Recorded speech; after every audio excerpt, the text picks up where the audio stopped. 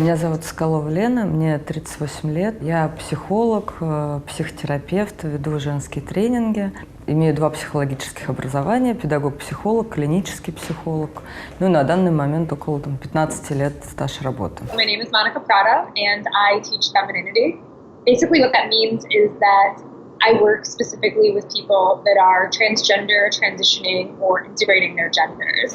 Меня зовут Денис Игоревич Борчаков. Я по образованию врач-эндокринолог. Моя супруга Милана Борчакова – системный семейный психолог. Много работает с женщинами про всякие женские истории, женские вопросы. И в какой-то момент мы решили объединить усилия и поизучать, как женщины относятся к теме женственности. My name is Saima and I'm the founder of flourishinggoddess.com. So I have the blessing of being a sacred feminine coach and supporting and empowering my sisters all over the world and remembering our sacred feminine power and really reclaiming it so that we can heal the things that are no longer serving us. Меня зовут Евгения Задруцкая, мне 35. 8 лет назад я рассталась с мужчиной, такое было очень болезненное расставание. Я вообще задумалась, кто я такая. Подруга мне посоветовала, что есть такое направление ведическая женственность, что там как раз я могу найти какие-то ответы на мои вопросы. Мне очень понравилось, я узнала много нового, мне понравились четкие правила. Я начала видеть какие-то противоречия в самих статьях или в вебинарах, если я что-то слушала, какие-то лекции, я, все начала где-то что-то записывать, анализировать. И в итоге это вылилось в статью «Ведическая женственность. В чем подвох?», которая так очень хорошо разошлась по интернету. И я организовала как раз сайт «Слушай душу», в котором стала выкладывать какие-то свои аналитические заметки по поводу ведической женственности и истории женщин, которые мне присылали.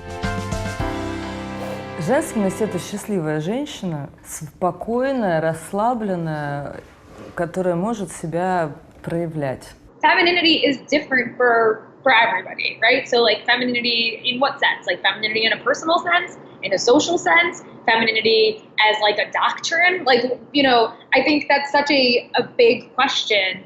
That there's not really one answer. Коротко, женственности у нас учат, в основном-то 3 таких больших направления. Это первое, это что-то связанное с религией или эзотерикой. Самая большая группа это у нас кришнаиты, это ведическая женственность. Их идеологию очень часто используют современные язычники. Они очень часто ссылаются на какие-то славянские веды, которых на самом деле, насколько я знаю, культурологи говорят, что их нету, что это новодел, в общем, 19 или начала 20 века. То есть это первый блок, это то, что связано с религией, либо с сектантством, как кришнаиты.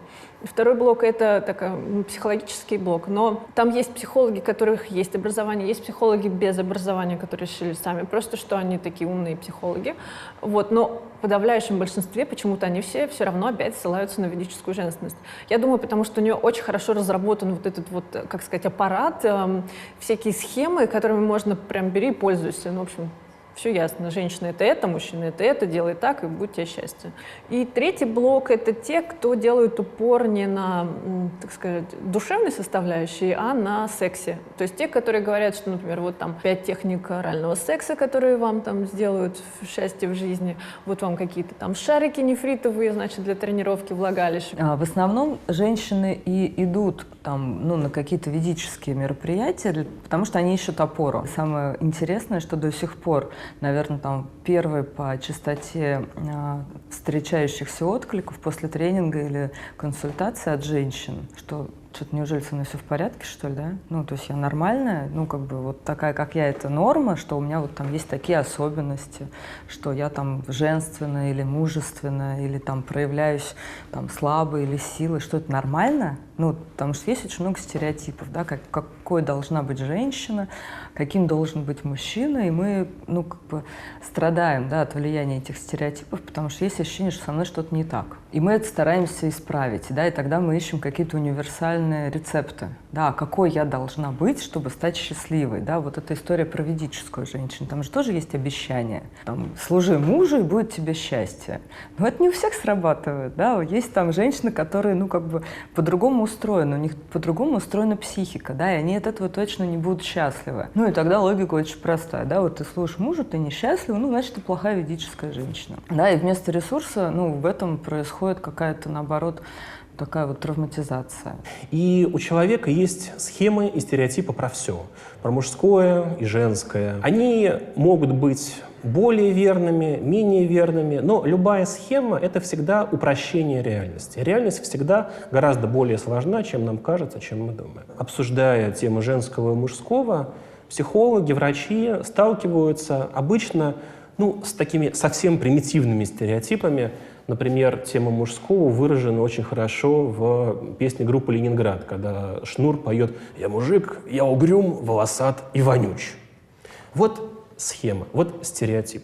So primarily I work with trans feminine people, so people that start as men at birth, and early on in life usually they feel that they're women, and so we continue on and I help them kind of develop that femininity and express that femininity and gain comfort. So some of my clients, they decide to live full-time as women, and other clients, they use their femininity as an outlet and it becomes a facet of themselves without being their entirety, which I think is very cool. I kept having people come to me that were transgender but were very closeted, right? So they would come as men and they would describe who they're shopping for, and it would be like a wife or a girlfriend, and something in this explanation just didn't ring entirely true, and so I would help them find things for themselves. I knew it was for them, but I would, always identify it as, oh, I think this would look great on your girlfriend, Susanna. Like, here's a pair of khakis for you to try on.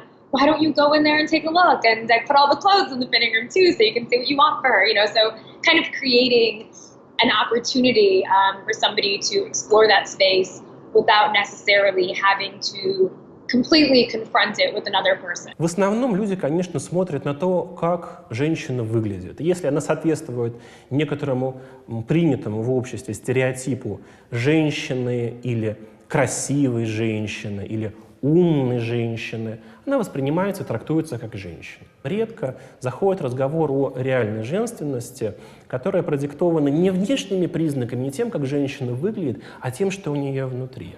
В том числе ее генами, ее гормонами и тем, как на нее повлияло ее воспитание. То есть та среда, в которой она формировалась как личность, как человек. My lineage became Muslim, and then my parents were born in Pakistan. So I was lucky to be born in Canada still, right? So even though I was raised with a lot of patriarchal values, I was still lucky enough to live in the, Canada, which is very progressive.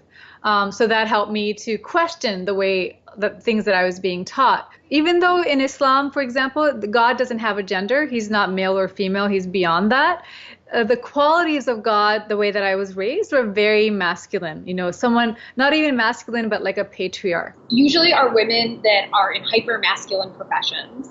So I've had a couple surgeons, I've had a couple architects. So it tends to be the females that find themselves in these worlds where they're surrounded by men. It's sort of like a boys' club type environment. And they find themselves like stripping away their femininity and wearing just like dark colored pantsuits every day that are loose fitting and no jewelry and very little makeup and hair pulled back in a tight bun. And, because they want to be taken seriously. And I think that that's the big flaw in our perception of femininity, is that we perceive somebody that looks like me a lot of the time as like, oh, she's going to be dumb. Oh, she just cares about hair and makeup, right? And I think that's really unfair to assume that because a woman enjoys and embraces her femininity and likes to do her hair and makeup and finds pleasure in that she's automatically less than somebody that doesn't spend any time on those things. I think there's really been this movement to like separate this idea of beauty and femininity from like how we perceive a person. Like, is she smart? Is she effective? Is she strong? Right? So there's this awesome thing that's happening where we're finally understanding that like women can be beautiful and strong. Like, you can be opinionated and confident and intelligent and still really like lipstick. Мы долго искали какой-то маркер, чтобы это было не про внешность, и не про секс, и не про материнство, а именно про женское. И решили поизучать отношение женщин к менструальному циклу. Потому что для женщины менструальный цикл регулярный, нерегулярный, это все равно подтверждение того, что она женщина. И первое, что мы выяснили, это то, что женщины довольно часто не используют само слово «менструация». Мы начали спрашивать, а какие слова вы используете? И выяснилось, что есть 3 категории. Первая — это так называемые слова замены. Мурсики, министрели, регулы, миськи. Похожие слова, просто похожие по звуку. Но это не все. Есть еще посетители. Гости из Краснодара, приехала тетя Ася и так далее. Это важно, потому что это гости обычно незваные. Помним тетю Асю, да? А третья категория — это сигнификаторы проблем. Критические дни. Корабль дал течь. Пришла повестка в Красную армию. Это мало того, что проблема, еще и признак сексуальной недоступности. Отражение существующего мифа, что во время менструации нельзя заниматься сексом. Это миф, это неправда. Почему так происходит? В нашем обществе, равно как и в других западных обществах, существует менструальное табу.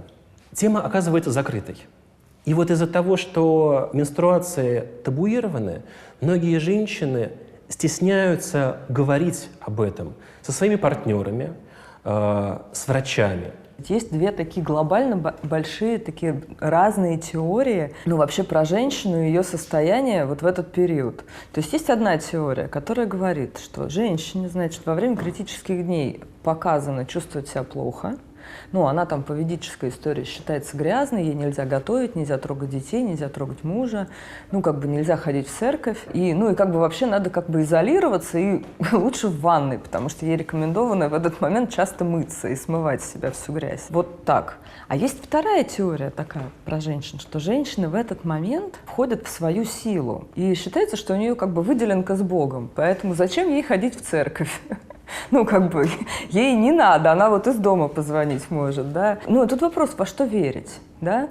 И это тоже диагностика, потому что, опять же, по, например, психосоматике любые болезненные моменты во время менструации, да, это вообще как-то не очень хорошее отношение к женщинам и к себе как к женщине. Тело нам говорит, женщине быть больно. А еще хуже, когда женщина по этому поводу обращается к доктору интернету и спрашивает, допустим, на сайте ответы.mail.ru, что такое предменструальный синдром.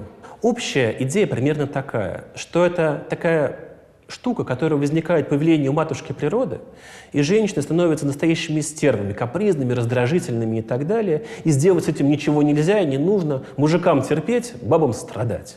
Главный враг знания — это иллюзия знания. Считаем ли мы, что предменструальный синдром — это нормально?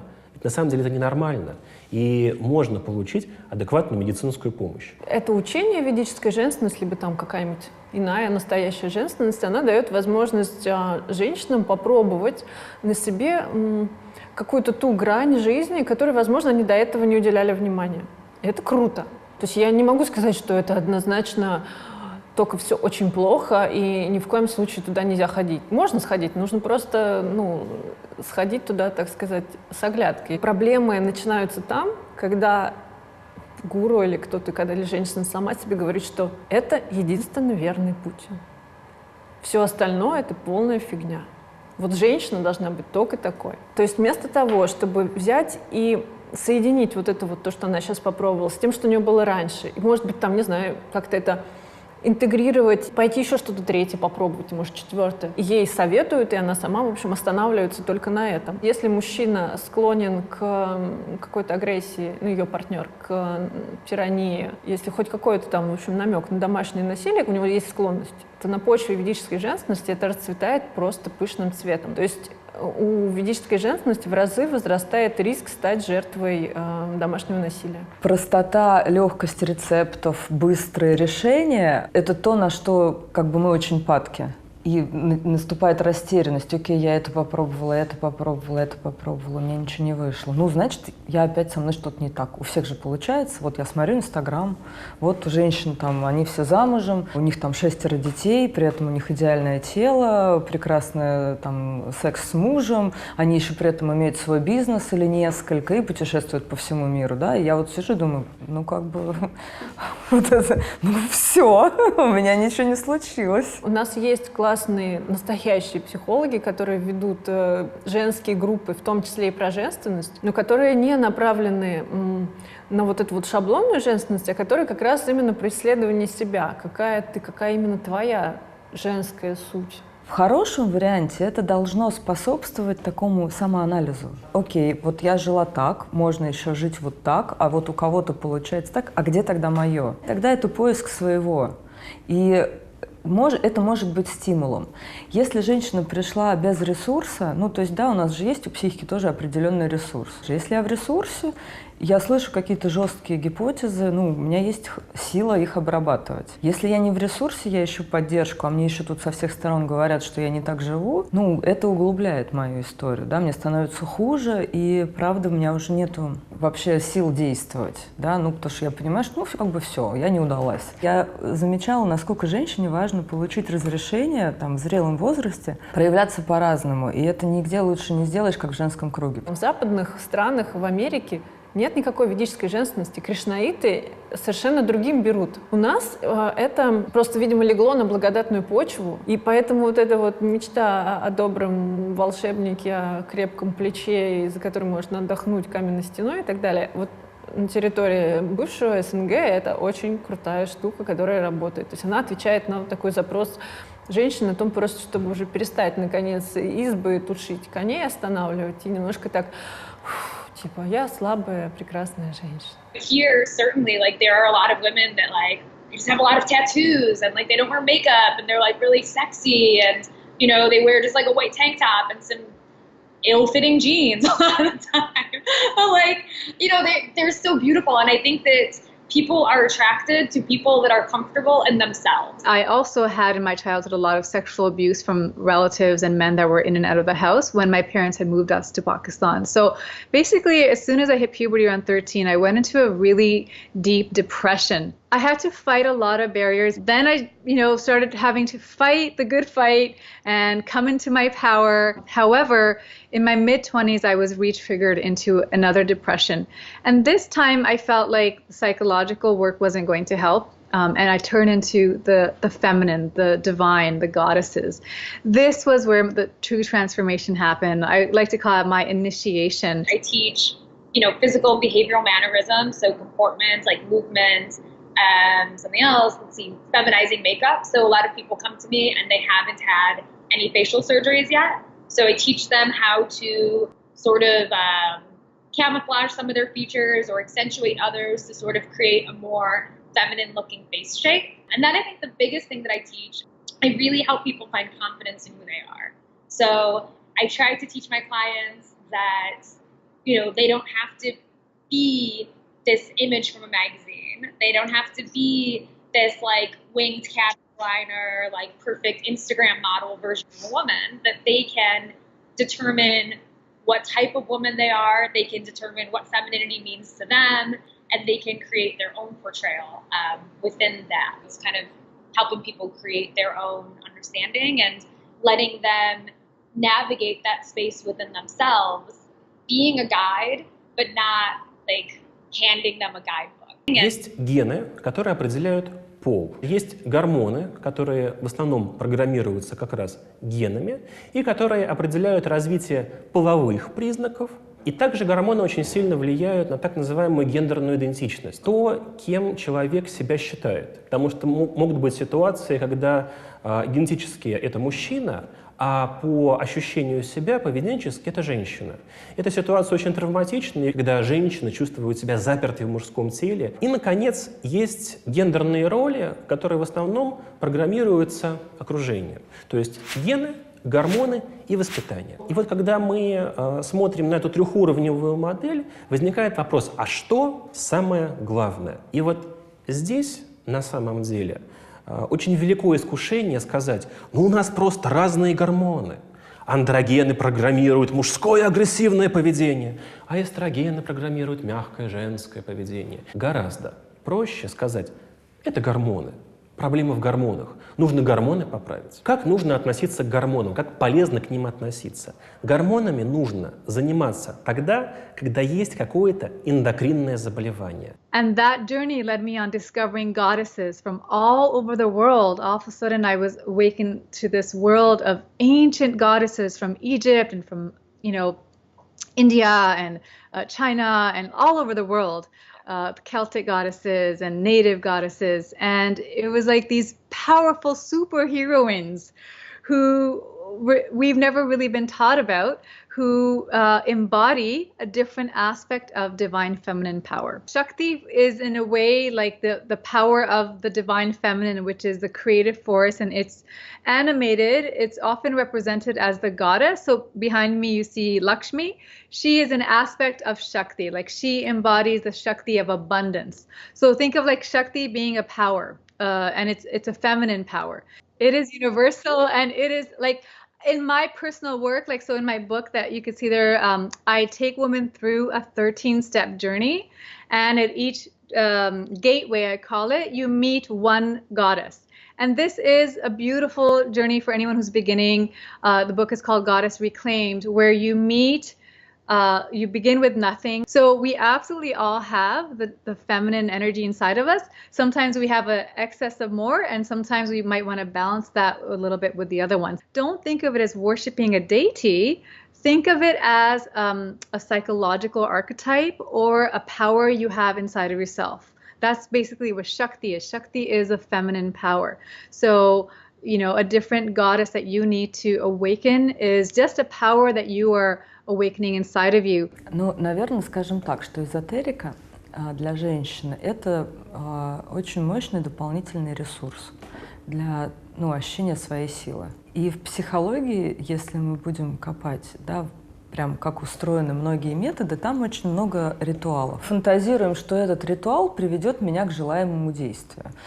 И это не противоречит законам психики. Иногда женщина или мужчина имеет такое внутреннее ощущение, что я чего-то недостоин. Мы можем там в результате психотерапии выяснить, да, что я недостоин, но в общем-то я могу стать достойным. То есть у меня в голове есть схема, после чего я стану достойным. Например, я обойду 7 церквей и поставлю там 7 свечек Богородице, потому что у меня там очень набожная семья. Теперь она достойна, потому что она сделала ритуал. Есть ряд книг, которые я считаю просто, в общем, must-have, которые нужно прочитать, когда исследуешь вопрос женственности. Мне очень нравятся книги Наоми Вульф «Вагина. Новая история сексуальности». Библия всех женщин постсоветского пространства. Это Робин Норвуд, женщина, которая любит слишком сильно. «Бегущая с волками». Клариса Пинкола Эстес. Есть критерии здоровой психики. Да? Это развитое мышление, хорошая эмоциональная сфера и развитая воля. Этот критерий, он там не про женское, не про мужское, а он просто про человека. Да? Что человек в хорошем состоянии, он как бы готов к новому, хорошо себя ощущает, да, экспериментирует и в целом хорошо к себе относится. И здесь, наверное, ключ не в том, нравится ли мне мое тело, тогда я буду, да, его там как-то менять и с внешностью своей разбираться, а в том, что если я к себе в принципе хорошо отношусь, я себе нравлюсь, я себя одобряю, мне там как бы с собой прекрасно вместе, тогда я могу думать, а что я еще хорошего могу для себя сделать. I think we're really afraid of our power, and we're really afraid of meeting ourselves because our society puts all this pressure on us to be a certain way, and I know in different cultures we have different expectations. Like you were sharing a little bit about what it's like for women in Russia, and like from my background in Pakistan, it's different, and in Canada, it's different challenges. And so we're not really given permission in a way to look at ourselves as powerful beings. And when we take the journey to do it, it takes courage because it's like finally realizing that everything we've been taught, everything we internalize about ourselves isn't true, and we are so powerful that we can create anything we want. Ну, если уж говорить про женственность, то я это определяю скорее как какое-то глубинное такое чувство жизни. Когда я делаю то, как я себя чувствую изнутри, когда я живу так, как мне, в общем, говорит душа, моя какая-то внутренняя интуиция, и когда я в таком состоянии жива, и тогда я себя ощущаю женственной. Если бы я, наверное, была мужчиной, я в таком состоянии себя ощущала мужественной. For me, femininity is probably a feeling. And I kind of preach to my clients that it's a feeling that you can access, and it's a space in yourself that you can access regardless of whether you ever wear lipstick, regardless of whether you ever grow your hair out or dress as a woman or do any of these things. You don't need to have like the affect, right, and the appearance, right, of what it means to be a woman or what it means to be feminine, and to be feminine, right, and to feel femininity. For me, femininity is really embracing the full range of what it means to be a woman. So it's not one thing. It can be taking baths and self-care. It can be cultivating your spirituality. It can be tending for your community. It can be making a meal for yourself or your family. It can be, how you show up as a lover. It's how you are as a warrior, as the courage you have to take a stand for yourself. So femininity is really embracing the full range of your feminine powers. Очень важно найти в себе свободу быть разной. Потому что для женщины здорово, когда она может быть и женственной, и мужественной, быть как ребенок, быть как взрослая, быть разной. Это и называется целостность. Femininity and masculinity, it's just a quality. Like, I have a lot of masculine qualities, right? And I'm very proud of them. And they, they're good things in me. I don't feel like people have to be either or. We as people, right, men, women, transgender, I don't care. We all have the opportunity to do that and to create whatever brand of femininity, masculinity, combo platter. I kind of see myself as a combo platter.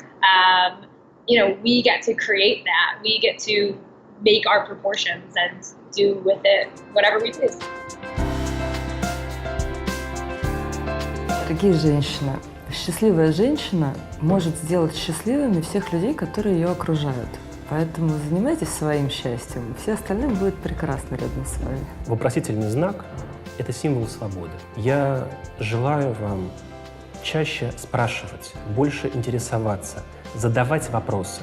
В первую очередь самим себе. Качественная жизнь – это жизнь осознанная. So if I'm giving somebody advice just to be feminine, if somebody wants to do that, I think to feel free, right? So if you want to be more feminine, feel free to explore that space. Don't be afraid of that space. Don't think that space will take away from your masculinity, right? It doesn't have to change you. It can just be something that you enjoy and you experience, and get comfortable being in there. Oh, I would love to say to my sisters all over the world that you are so powerful, and me or no one can define what being feminine means for you. So open yourself up to being inspired and see what speaks to you, but let it be something that makes you feel feminine and beautiful and powerful, and define it for yourself.